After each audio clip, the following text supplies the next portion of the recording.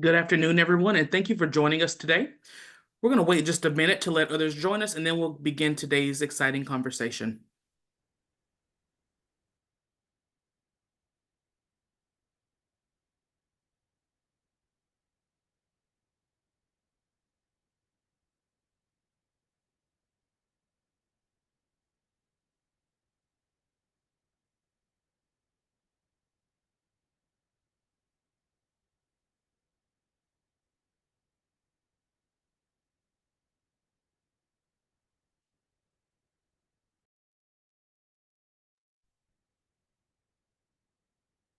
Good afternoon, everyone, and thank you for joining us today.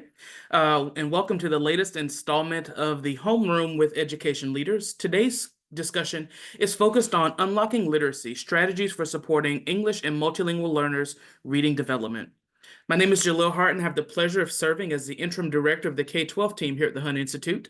And for those of you who might be unfamiliar with the Institute, we were founded by four-term North Carolina Governor Jim Hunt, and we serve as a resource for policymakers on education issues from prenatal through higher education. We offer in-person and virtual convenings, conduct research, and offer other forms of technical assistance across the country. Before we jump into today's discussion, I want to provide a brief logistical overview of how we'll spend our time together this afternoon. First, we'll begin with about 30 minutes of a moderated discussion with our panelists, and then we'll pivot to Q&A from the audience. If you have any questions throughout the discussion, please feel free to submit those using the Q&A feature on the bottom of your Zoom screen, and we'll do our best to address them during the discussion. This conversation is recorded, and in the next few days, we will post it to our YouTube channel, which you'll be able to find on our website. And we also encourage you to join us on Twitter, where you can participate in the conversation using the hashtag #EdHomeroom. So let's jump in. We're so appreciative of our panelists who are joining us today. Multilingual learners often experience specific challenges when learning to read in English. Much of the literacy landscape is tied to cultural nuances, requiring a depth of understanding beyond language proficiency. According to our Across the Aisle report, about 62% of voters strongly favor implementing evidence-based literacy programs in classrooms to improve student reading levels. Today's conversation will feature leading experts who will talk about the role of engaging and nurturing multilingual learners in their reading development and the significance of fostering a culturally sustaining approach to literacy instruction. To that end, I'm pleased to introduce our speakers today. We have Dr. Claude Goldenberg, who is Professor of Education Emeritus at the Stanford University Graduate School of Education. We have with us Deputy Secretary Amanda DeBell from the New Mexico Public Education Department. And we have Emily Francis, who is a high school ESL teacher in Cabarrus County Schools here in North Carolina. Thank you all so much for joining us. So with that, we'll jump right in. Dr. Goldenberg, this first question is for you. As a nation becomes more diverse, there's naturally a growing number of multilingual learners. What are some of the unique challenges multilingual learners face when engaging with literature in English? Well, thanks, Jalil, and thanks to my fellow panelists and the audience.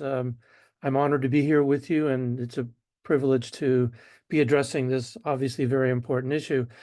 You know, there are a number of challenges. There are also a lot of opportunities. We talk about challenges, but there are also opportunities. I'll get to that in a moment, but I see three really big challenges. The first one is a little paradoxical because what I've seen is that educators very often don't realize that the needs of multilingual learners substantially overlap with the needs of kids who are already English speakers. Now, what does this mean? Well, it means that in order to become literate, fully literate, multilingual learners, as well as English speakers, need instruction that'll accomplish two big things. The first big thing, and this is not in order of priority, they're kind of co-equal, but the first big thing that we typically talk about is foundational literacy skills, which is what's required to connect the sounds of the language to the written representation. Now, usually this is talked about as phonics or decoding. It's actually deeper than that, but we use that as sort of a kind of convenient label. The key thing here is that whatever language you are learning to read in, and whatever language you know, whether it's a first, second, nth language, you cannot become literate unless you can map on or connect the sounds, the phonology of the language, to the written representation, which we call orthography. That has to happen. That's the first big thing. The second big thing is the development, and even before the sound symbol mapping, language development. Language development begins, some people would say in utero. I think it's a little ambitious, but okay, fine. You know, in the uterus, there's sounds, there are vibrations, you're being attuned to things. So I have no problem talking about language development beginning before birth. But certainly at birth, it begins. Language development is foundational to literacy because literacy is based on oral language. Think about it. Literacy is written language. Oral language came first in the human species. And literacy, writing, was developed to represent that oral language. So while you need those foundational literacy skills I mentioned, you also need oral language. That's the second big thing that needs to happen, language development. And along with language development comes knowledge development, knowledge acquisition, vocabulary, discourse, all those elements that we think about that are in addition to and that eventually interact with knowing how the sounds of the language map on to the written representation. Okay. Now, having said that, the first big challenge being that teachers don't realize that everyone needs to learn this, regardless of your English learner status. But having said that, the second big challenge is that there are some important differences because English language learners, think about it, they're learning the language. That's why we call them English language learners. They don't know the oral language, or they don't know it at the same level of proficiency that kids who are the same age, 5, 6, or 7. So they need additional oral language support and instruction so that as they're learning to map on the sounds of the language to the written representations, they're also, I mean, think about it as a three-legged stool. I mean, the concept is orthographic mapping that some of you might be familiar with. You need to connect the sounds of the language to the written representation and then to the meanings of the words, the meanings of the language. It's a three-legged stool. Everyone's got to learn the orthography, the spelling system, whether you're proficient in the language or not. But English learners need to learn all three, the orthography, the written representation, how that maps onto the sounds of the language that they're simultaneously learning, and how that maps on the meaning of the words that are being represented by the sounds and the symbols. You have to remember that learning to read and write in a language that you are simultaneously learning to speak and understand is more challenging. It's more challenging for the learner, and it sure as heck is more challenging for the teacher. So that's the second big challenge, that while there's a lot of overlap in what English learners need and what kids who know the language need, there's also a very important difference. They need to be provided additional language development support in learning the sounds of the language and how the language represents meaning. That's what it means to learn a second language. You can provide all three of those for that three-legged stool. And the final challenge that I'll mention is that we have a tremendous problem in science of reading in general, but specific with English learners. We have a tremendous problem with misinformation about multilingual learners and reading education. We've heard about the bilingual brain. That means that they have to be taught in a fundamentally different sort of way. We've heard about the research only being with English monolinguals. Untrue, there's a worldwide literature. We've recently started hearing the neuroscience is wrong or too limited. It's true that neuroscience can't tell you how to teach. That's why I have instructional science.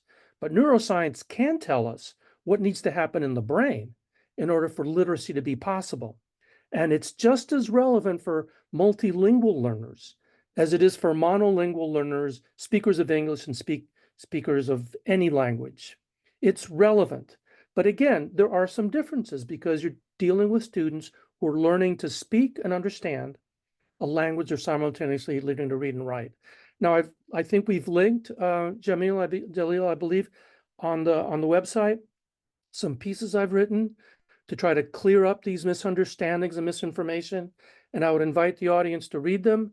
If you'd like to follow up with me and kind of go deeper into, I'd be more than happy to continue the conversation. But those are the three big challenges that I see. Thank you for that, Dr. Goldenberg. And we've actually linked those in the chat for people to be able to have access to right now. So we appreciate that. Secretary DeBell, I want to turn to you because Dr. Goldenberg brought up some really good points. And in 2020, New Mexico launched the Structured Literacy New Mexico. And this is an initiative that's aimed at identifying struggling readers early and supporting teachers through the science of reading and structured literacy. Can you provide an overview of this program and how it's supporting students across the state, particularly multilingual learners? Sure, absolutely. And thank you again for having us also. And if I sound a little nasally, I have been struggling through an actual cold. It wasn't anything else. It was just cold.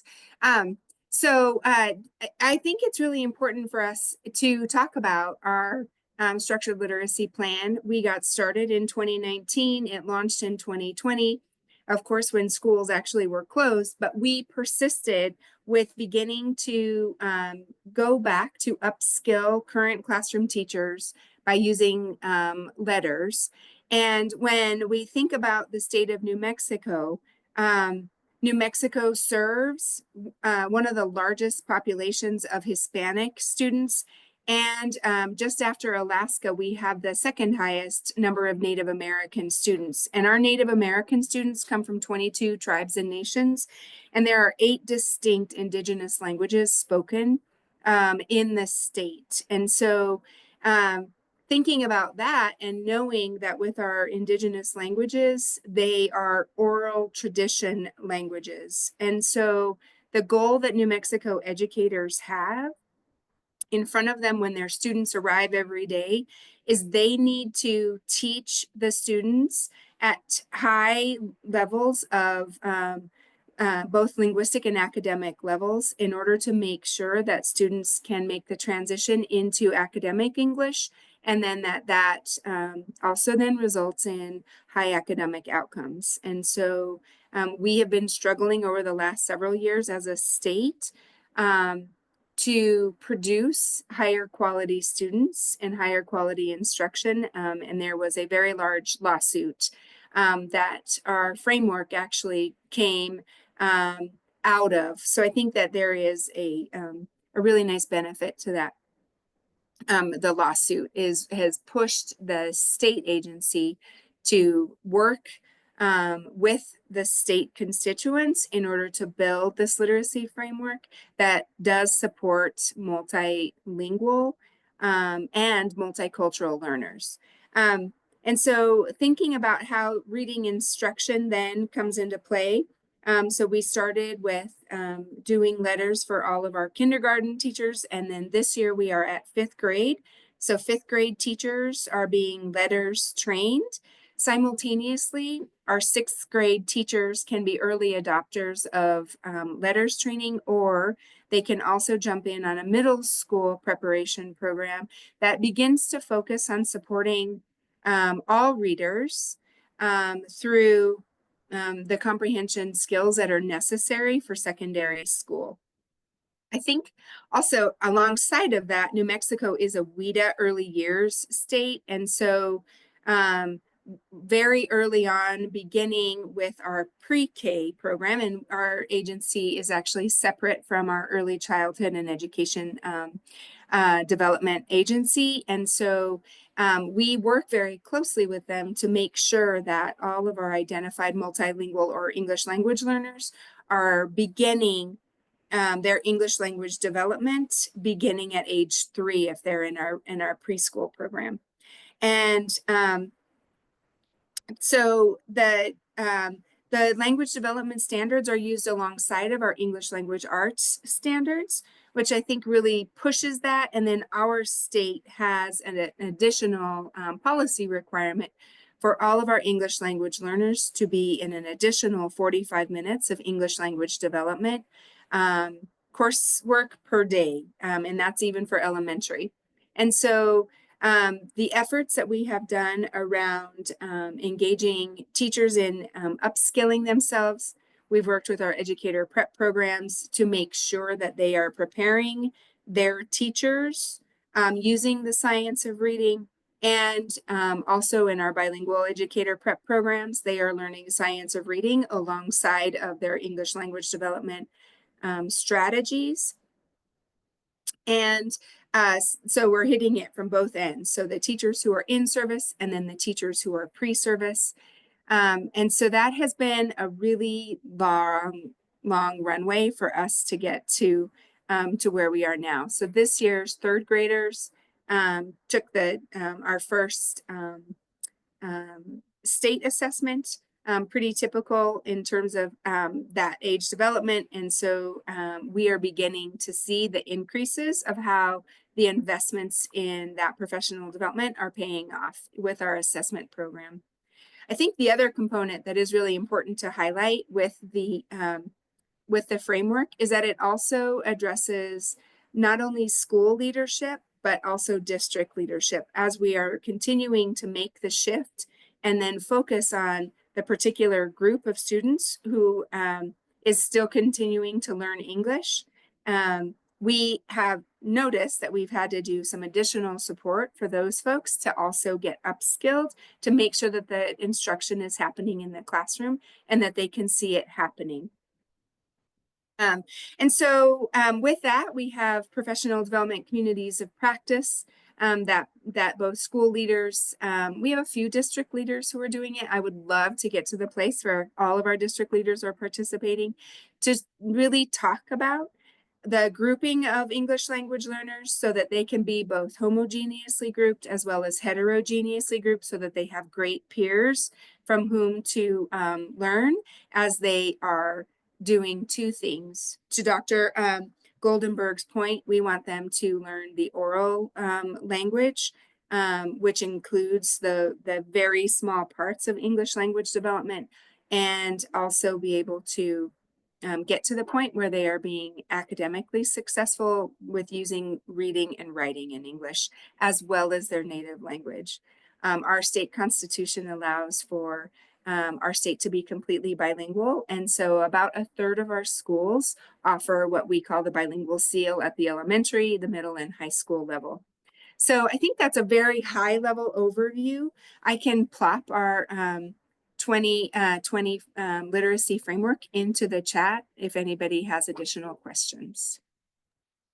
Thank you so much for that, Secretary DeBell. You made lots of great points, but I think the one that stuck out to me most was when you named multicultural students, right? I think that's really important.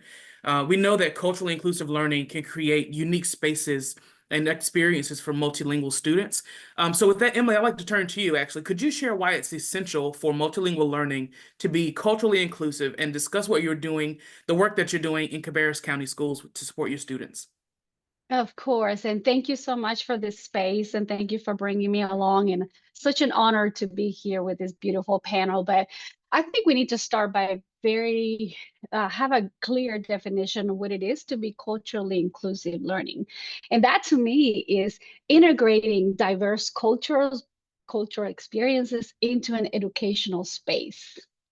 When we do that, when we take this cultural practices, when we do this cultural background and we bring it into the educational space, it leads to a unique experience. And for me, that is representation. Like, I see me, you are affirming my identity, you are validating me because you took my experience, you took my background, and you're merging it into the literacy experience.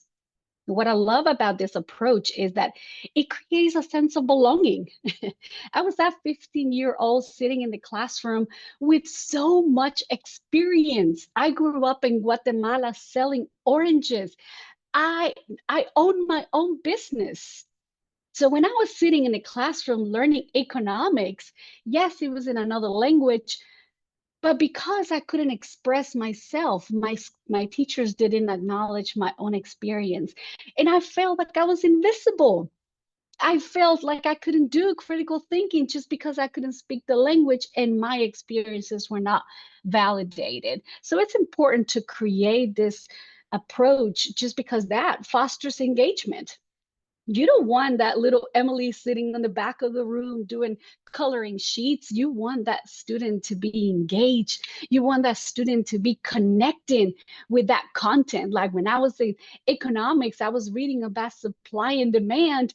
I was making a personal connection with that content. Sadly, it was just between me and the text. and not with my peers. I would have loved to share that experience with my peers, but I never had that opportunity. Why? Because my teachers didn't know me. So let's talk about some of the things that I personally do. This is my 21st year in Cabarrus County. And from the very first year that I started working in Cabarrus County, I started doing these things, and it works, guys. It works. So as soon as students show up to the building, whether they're long-term multilinguals or they're new to the country, see them, like acknowledge them. Say, hola, ¿cómo estás? So maybe find out how to say hello in their home language. Create that sense of belonging. That way students know that that learning space is a place for them to feel safe.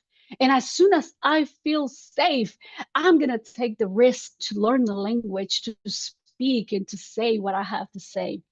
Just create those spaces. I provide professional development, not just here, the school where I work at, but as a district that I go across the country, because I do believe that the lack of understanding can make us create pedagogy that is hurtful for our students. So I go across the country trying to have teachers have a mindset of, hey, multilingualism is powerful. Bringing cultural experiences into the curriculum is powerful. And so my students walk into our school and they don't speak the English language. They speak Arabic, they speak Vietnamese, and they speak Spanish, and they are in the classrooms using their home language to access content. And yes, we're using teaching in the phonics. Yes, we're using teaching in the English language, but we're creating that space where the students are feeling that belonging. And that belonging is going to take them to really work at their full potential. Sadly, I left Martin Van Buren High School for 3.5 years feeling like I have never reached my full potential because I was never able to provide and show my true high order thinking. So that's the work I'm doing here in Cabarrus County, and super excited to share what I have. And you can reach out to me and I'll be able to share some more of the activities that I do here in my district. Thank you, Emily, so much for sharing that, and we appreciate all that you're doing for your students there. I would like to ask each of you a follow-up question, and as I do that, as a reminder, please submit your questions for our panelists in the Q&A section at the bottom of your screens. Your follow-up is, how can educators and policymakers collaborate to ensure that future literacy programs are both inclusive and effective for all students? Dr. Goldenberg, we'll start with you, then we'll go to Secretary DeBell, and Emily, you'll close us out with that one. Great. Thanks, Jelly. Let me just say how much I appreciated and enjoyed hearing the comments from my colleagues here. It's just so rich. I hope people will listen to the recording because there's a lot to note here and to really ponder. So thanks to both of you. Jaleel, answer your question. I mean, I don't want to sound like a broken record, but first and foremost, I do think that educators and policymakers need to better inform themselves about these three challenges that I mentioned, that multilingual learner needs overlap a lot with those of English speakers, but there are some important differences in terms of supporting and instructing in English language development that is necessary to really propel literacy development. I mean, there's a lot of things that are required, and we have a hard time thinking about things that seem kind of contradictory, but there's no contradiction in thinking that the needs of English learners and English speaking students in terms of literacy overlap tremendously. But at the same time, English learners, keep in mind, they're learning to read and write a language they are simultaneously learning to speak and understand. And that's true for a number of years, at the beginning, intermediate, even in advanced stages. So you've got to keep those all in mind. And at the same time, the third thing that I mentioned was the proliferating misinformation that we need to, really battle. I mentioned the misinformation about English learners, but there's also a lot of misinformation about science of reading in general, that it's just about phonics, that it ignores comprehension, it ignores the importance of knowledge. We have, in general, very superficial understanding. It's one of the reasons I break out into hives sometimes when people say science of reading, because it's become a lightning rod. It's become a buzzword. It's become something that people fight about without fully understanding what they're referring to, very superficial understandings. There's always some overpromising on the science of reading side that doesn't serve anyone's purpose. I don't want to belabor this, but as I said before, if anyone wants to dig into it, other things that others and that I've written, others have written, I'd be glad to go into this. But again, clarity and understanding on what we can claim from reading research is absolutely essential. The other thing, and this is pretty obvious and shouldn't surprise anyone, we have to make sure that addressing the strengths as well as the needs of multilingual learners is a priority. The strengths need to be visible, right? I mean, as we heard from Emily so brilliantly, and I wish I could bottle that, what you said. The strengths are there. I mean, they're hiding in plain sight. If nothing else, they speak a language and come from a culture that are unknown to any monolingual English speakers, and provide the basis for programs of bilingual education, not just for multilingual learners, but for monolingual English speakers. If I were king of the world and could wave a wand, one of my wishes for American education is that we make bilingualism and biliteracy a desired outcome of our educational system, just like math and reading and all those other things. The United States is pretty unique in having a almost militantly monolingual outlook. Yeah, you can take 2 or 3 years of Spanish or Chinese in high school. No one has any illusions about what that contributes as far as bilingualism, biliteracy. We have the opportunity to make bilingualism and biliteracy a national thing, just as New Mexico is making strides towards that and other states are making strides towards all that. But at the same time, we can't lose sight of the instructional needs of English learners. All kids have instructional needs. All kids have instructional strengths we need to build on and instructional needs that we need to address. And one of the things that I worry about with respect to English learners is that we don't understand the difference between oral language development and written language development. And what happens is that very often, I know programs among, which are EL centered, where they don't disaggregate oral language development and written language literacy development. They conflate it into one big language measure. Now, of course, the two are related. Literacy and oracy are related, but they're distinct. They're acquired differently. They require different kind of instructional experiences. They overlap, but they're distinct. And if you don't break out the data and track literacy development in whatever language you're being taught in, whether it's Spanish, Hmong, English, if you're not tracking the literacy data from the beginning and doing screening for potential reading difficulties, as New Mexico is doing and other states are doing, and California in a year or two will start doing, if you're not doing that, you're not tracking either their strengths or their needs. So you need to track literacy development in addition to their language development. And then finally, I'll just say very briefly, I'm a big fan of collaborations. The question is, how do we overcome these challenges that we have? And the secretary indicated the collaborations within schools, essential. Don't leave home without them. But they're also a big fan of collaborations with researchers and policymakers, researchers and teachers, to identify problems and issues and challenges of mutual and common interest and work toward them to improve what's going on the ground locally at Emily's school and at the Secretary of State, but at the same time to contribute to the general knowledge about improving opportunities for English learners. I think these collaborations are worth their weight in gold, but they're hard to do. Let's not kid ourselves. We operate in different silos, but we can break through them with some will, and as we say in my country, some ganas. That's what we need, some ganas. Secretary DeBell? Sure. And if I can just pick up on where Dr. Goldenberg just left off with looking at how we can collaborate with researchers.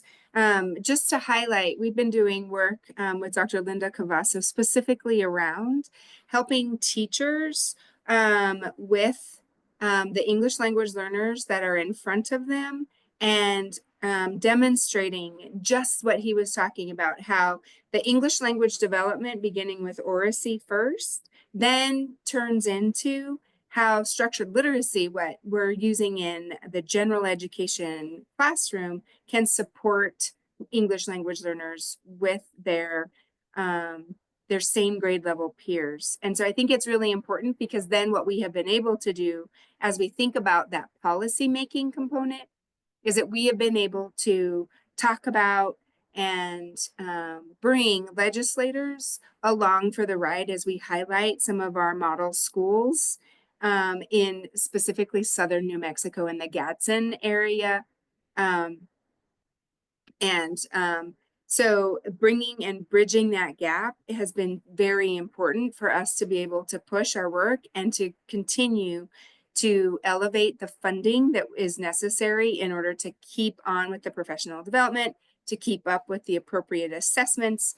And that does include, and I think I did not actually specifically mention that before, but we do have the mandate for our dyslexia screener to happen with every student at the first grade level. And so thank you for reminding me that I didn't say that out loud. So, and then I really believe that, and we haven't quite gotten this point yet, is going back to continue to spotlight schools with high numbers of our Native American population and doing sort of like case studies for our legislature to look at as we are thinking about our Bureau of Indian Education schools and how are they supporting students that may have more than one language that students are learning in their home community, and then they're coming to school to also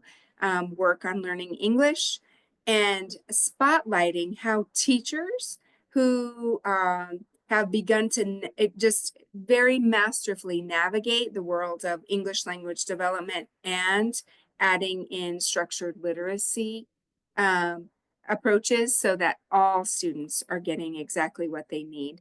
I think some continued areas for this development is spotlighting teachers who can maybe even add licensure when they have become masterful at their practice of literacy and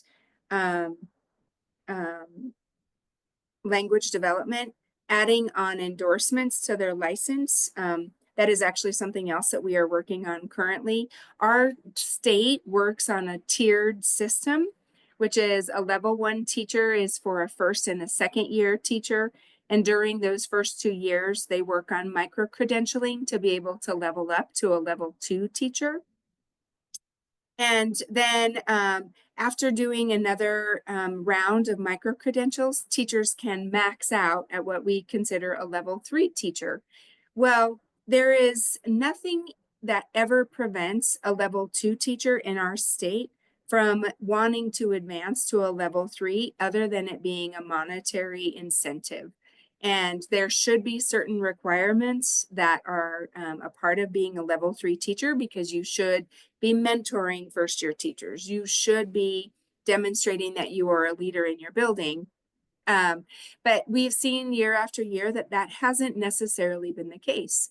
And our state is one of the few states that does not require continuing education credits for teachers when they need to re-up their teacher license. And so one project that we're working on currently with our legislature and policy analysts is to look at how we can add endorsements that may in fact ultimately end up in increases in their salary, although less so than moving from a tier 2 to a tier 3 teacher, but something in between as they are advancing in their knowledge, keeping up with current research, and also supporting students in their classroom who they are with every single day. And so the way we have been able to do that is just being very transparent with our legislature and with the policy analysts that we work with in order to say, let's look at the current landscape, let's look at where we want to go, and then let's have some conversations with how we get there. And I believe that just doing it collaboratively And you cannot do it without being at the schools. You have to do school site visits along that way. So I think that would be one of my responses to that question, Mr. Hart. Thank you. Thank you so much, Secretary DeBelle. Emily. All right. So those of us in the classroom, when we are given a program or a policy to follow, you know what comes to mind is, are they in the classroom? Do they know what's going on in the classroom? I mean, really, in order for you to create a policy, in order for you to tell us what to do in the classroom, are you really in the classroom, and do you really know what's happening in the classroom? So to me, it's a shared vision. The policymakers and educators, me sitting in the classroom, we have to think the same way. We have to have the same vision in mind.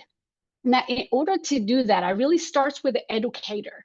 Like if I'm a teacher sitting in the classroom and I don't know my student, and if I don't identify their assets, and if I don't collaborate with the community, then when the policymakers come to me asking questions, do I know what to say about my families? Do I really know my students to have an answer for these policymakers to create a policy that can really be effective in the classroom? And that's where the shared vision comes in. Having educators that are really culturally competent to reach out to the communities and say, ask questions. Like, really, I would have loved for somebody to come to my mama's door and knock on her door and ask her questions. Do you have food? Do you have resources? What barriers can I remove from your family so Emily can be successful in school? And that never happened. We can be expecting our students to be successful in the classroom or graduate from high school when they have all these barriers that they have to face. Yes, we want them to speak the language. Yes, we want them to be literate. Yes, we want them to be creating and making critical thinking. But can you do that when you're hungry? Can you do that when you're thinking that your mama might be driving and pulled over and be deported? No, you cannot. So there are barriers that we need to make sure that we know as educators and bring them to our policymakers and be on the same page. So when we create programs, when we create those policies that affect our most vulnerable students, which is now the minority becoming the majority, right? So we need to make sure that those, and when we have that common vision, when it's a shared vision, resources are provided that really help. Programs are created based on my students' needs, not on what I think it might be, but what my students really need. And of course, doing feedback as you implement programs that are really working, like you two have just shared programs that are really working on your states. Let's continue doing what's working, but let's continue with the feedback, because if it's not working, why do we want to continue doing something that is hindering instead of helping our students? So as we implement these programs, collecting data and making sure that we are doing what is really helping our students and not just putting a burden on a teacher's shoulder like, hey, you have to do this training. Yes, there's this training, but is there validation? Is this really working? Are we really removing the barriers that are going to affect more so than not knowing how to read? Does that make sense? Thank you so much. No, that does make a lot of sense. I really appreciate you sharing that. So with that, we're going to turn to some questions from the audience. And participants, please feel free to continue to drop those questions in the Q&A. We appreciate that very much. So our first question is, and you all panelists can jump in as you see fit. What state policy could be put in place to help multilingual learners with their literacy development, in addition to existing science of reading legislation that's already in place in many places? I think that's a question for the secretary, since she is right there. I was going to say that too. Yeah, I'm happy to take a stab at this. I think just having a really robust acknowledgement of English language learners being in the classroom and creating some expectation for what they should and what they are entitled to in every single school. So, what we have done is we have created the requirement that every English language learner has an additional 45 minutes of English language development instruction in their classroom in their day. And so sometimes that can be backed up to their English language arts class at a secondary school. And I'm putting on my principal hat because I was a principal for many years. It was, we were able to create a course that students could earn English language arts and English language development credit at the same time, so that, to Emily's point, we could see who our students were, and we were able to not make them double dip and miss out on being with their peers in electives or specials at the elementary. And I think there are very masterful ways at the elementary level in order to combine English language arts alongside of English language development, whether it's you can do it in a few different ways. It could be during an MTSS block time.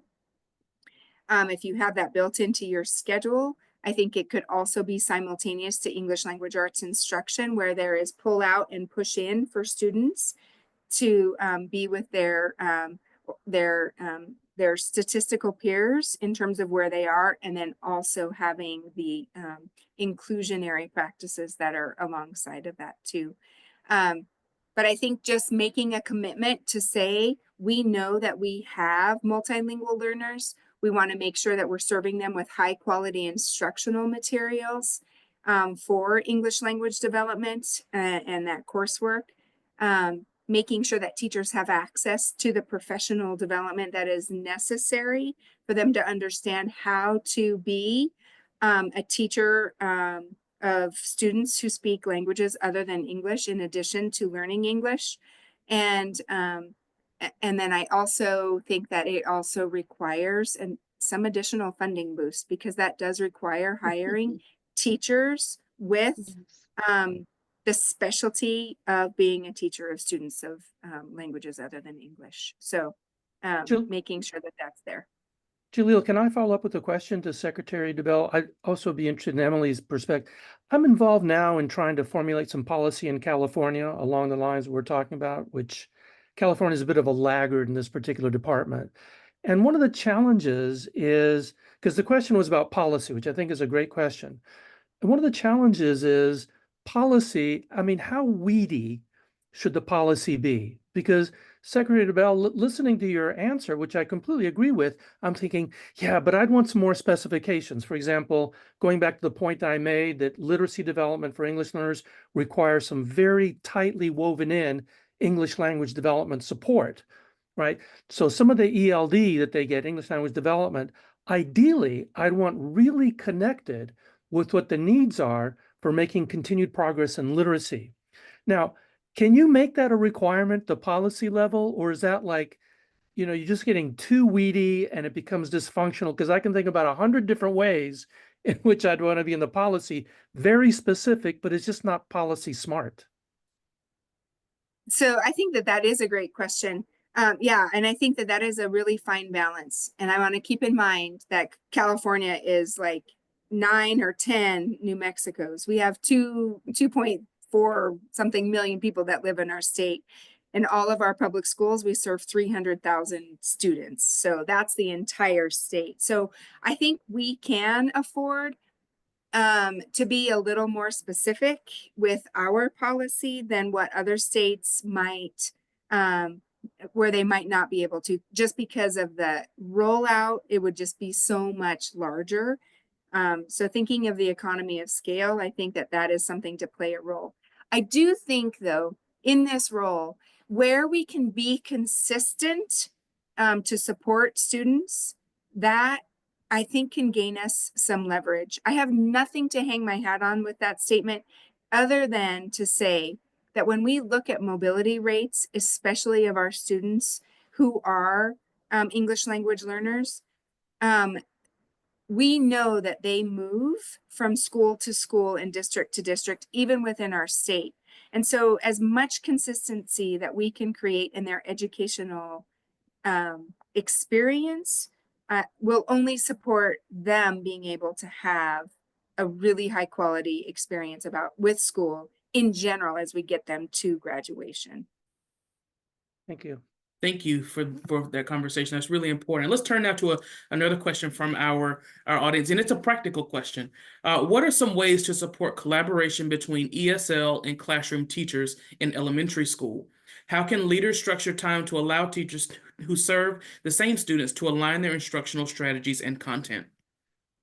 I love this question. Listen, I worked at the elementary school for 6 years and 8 years as a TA, and then I moved to the high school level. And when I did the switch from the elementary to high school, I started doing what I should have been doing at the elementary level, and it's stop pulling kids out of the classroom. I'm sorry, there is no research that ESL or language is learned in isolation. It's learned while students are listening about science, while they're listening about social studies, while they're listening about math, y equals mx plus, that's when they're learning the language. And so when I moved here to the high school, my prerequisite to be able to transfer was, are you going to allow me to go in the classroom with them? Like, I need to go and collaborate with the teacher because I am serving the student 20, 40 minutes, but that teacher has that student the entire time. So at the elementary level, I will say collaborate, go to PLC's meetings, bring tools with you, like bring research with you. That way it's not just yourself talking, but it's the research talking. Explain what you know, but also bring research with you. Don't fight with teachers. Don't. It just doesn't work. Teachers sometimes they just put on a face like, oh, I don't want that student, just because there's lack of competence or lack of, I don't know what to do with that student. So just love on that teacher, build that rapport with that teacher, give them strategies, have them work one strategy at a time. Don't throw teachers, here's 10 best strategies for MLs. Don't do that. Have them do one. Okay, let's talk about scaffold materials. Today, we're only going to focus on scaffolding materials. And then later, we're going to talk about another strategy. When teachers feel strong in confidence on one strategy, their pedagogy and their self-strength and confidence is going to feel so good that they're going to ask for more and more. And when you change that one teacher, it becomes like a ripple effect because that teacher talks to another teacher and then so on and so forth. So that's what I do here on campus. I go to my sciences classroom. I'm in math. You're never going to see me here in this chair. This is the longest I have ever been sitting in this chair because I am out and about learning English and content at the same time. So hopefully that gave you some answer to that question. Thank you for that, Emily, so much. I appreciate it. You took me back to my days as a kindergarten teacher when my ESL teachers would come in and support students. So I appreciate that. Another question from the audience is, how is oral language development currently assessed? And what does the data indicate about learners' progress in this key area of literacy?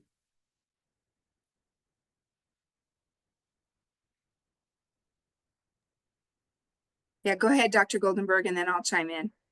Okay, yeah, I guess since I talked about assessment, fingers pointing to me.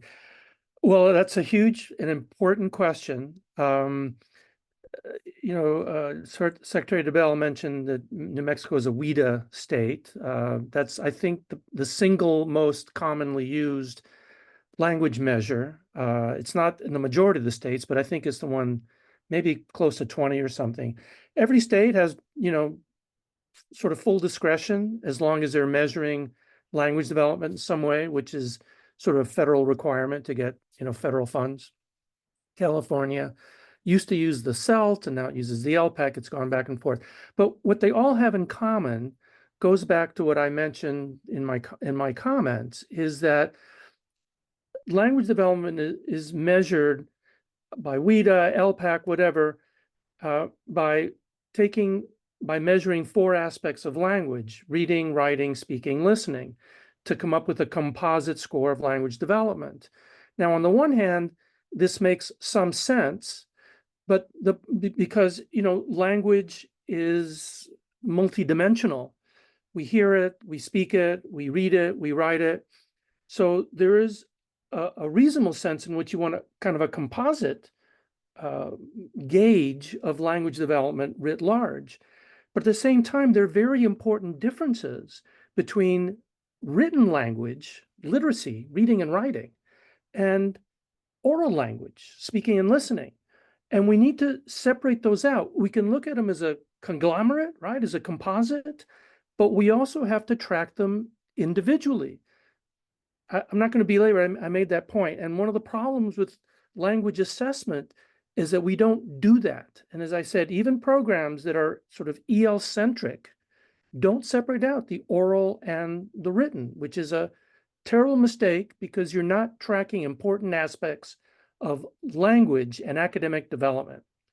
The other thing I'll say is that we have a problem with respect to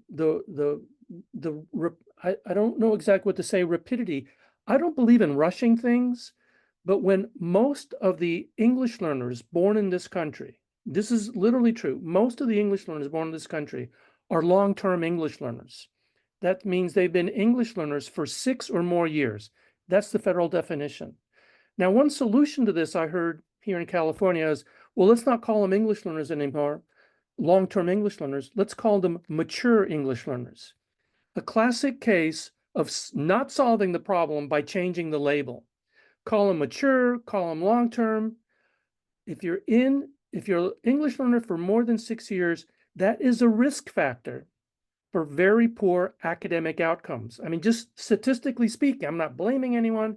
I'm just saying that if you're a long-term English learner, you are at risk for not graduating from high school, not getting enough credits, not achieving the level of academic proficiency, not that I want, or that Emily or Dr. or the secretary want, but that the parents want. The parents want their kids to succeed academically. And if they're long-term English learners, the chances of their succeeding academically are very low. So we need to work on ways, I don't have a magic wand here. We need to work on ways to accelerate English language development, particularly with regard to literacy, because that's the single biggest obstacle to reclassification, to going from English learner to fully English proficient. We know statistically that's the biggest obstacle, reading and writing. So we need to push on literacy, but remember, literacy is built on oral language. So oral language proficiency has got to become a priority. I mean, it's a big challenge. I don't have simple answers, but we really got to focus on that because the measures that we use, as inadequate as they are telling us we have a serious problem and we have a decent idea of where we need to aim our fixes. And if I could just add, I mean, I think it's a huge challenge, right? I completely agree with you, Dr. Goldenberg. And I also I believe that there are a variety of oral language formative assessments that, you can find out there. And so at the school level, that is where I see the greatest impact being able to be made, as we have and to one of the other questions I saw in the Q&A chat is, how do we service the newcomers who are what I just call low literacy, because they might have interrupted schooling in their native country, they might have had turbulent times in their journey to arrive to the United States. Whatever that is, they have had some interruption of what we consider to be schooling, right? And what it means to be fully educated in our current country, in the way it is now. And so doing really consistent formative oral language development assessments is critical, as those first months for someone who is a newcomer to just really engage with their native language, remember that they know their native language oftentimes, and then transition that into English and begin to identify the same words that they know in their native language. And sometimes words don't even exist in their native language that we use in American Standard English. And so helping kids to bridge the gap, I know that it becomes particularly problematic because we're under so much pressure to graduate Yes. students, is when you get a 17-year-old who has not been in school since they were 9 or 10 years old, maybe, and you feel this immense pressure to graduate them in 4 years. And so how we can work to accelerate that oral language development by fine-tuning it, understanding what they know. And I totally agree with what Emily says. Then having the students participate with their English-speaking peers in order to acquire the English skills that are necessary, while not, and this is the nuance of it, while also acknowledging who they bring culturally into the classroom. And so that is the $1,000,000 question about how do we really nuance that kind of teaching to give students time for them to understand and begin to develop that oral language proficiency, and then translate that into what becomes reading and writing. Yeah. And I can just quickly add that accountability from our part as educators. We need to understand how language works. We can't just be the ones pouring out the English language and just making them all soak it in. We have to provide strategies and opportunities for that output, the written part and the spoken part, because we can't just provide an assessment for something that they're not doing in the classroom.